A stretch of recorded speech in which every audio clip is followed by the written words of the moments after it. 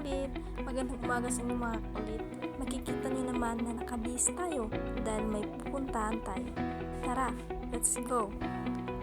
Ipapakita ko muna sa inyo mga kakulit ang napakagandang panahon na binigay ng Panginoon. Tignan niyo naman ang dagat mga kakulit, napakaganda, hindi maalon.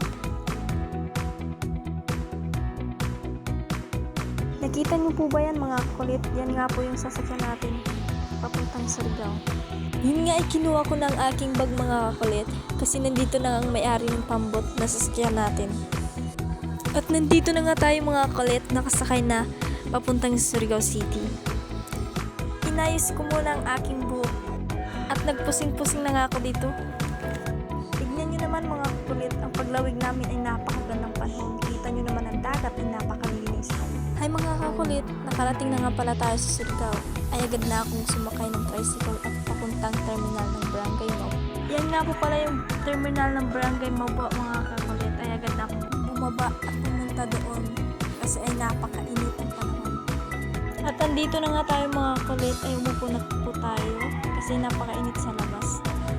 Yun nga mga kakulit, ay nandito na tayo sa Barangay Maubo. Hindi nga pala ako nakapag-video kanina kasi sumakit yung ulo ko. Tignan nyo mga kulit, napakaganda ang dagat. Napakaganda pa ng view. Sino hindi maantig maliligo dito? Kita mo yan mga kulit. Marami po talaga naliligo dito mga kulit kapag araw ng linggo. Dahil ang araw po na yan ay Biyernes, kaya walang masyadong naliligo kasi araw ng klase. Tignan nyo naman, napakunot ang noo ko kasi ang init talaga ng araw yan mga kakulit. Yun nga mga kakulit, ay agit na akong pumunta sa kanilang Mabwa Tourist Team. Kita nyo yan mga kakulit, yan nga po pala yung Mabwa Tourist Team. Pupuntahan ko sana yung mga cottage mga kakulit kasi hindi na ako tumuloy kasi napakainit talaga ng panahon dito.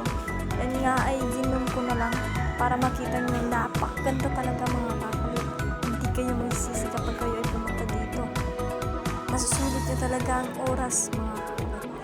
Hanggang sa muli mga kakulit. Paalam!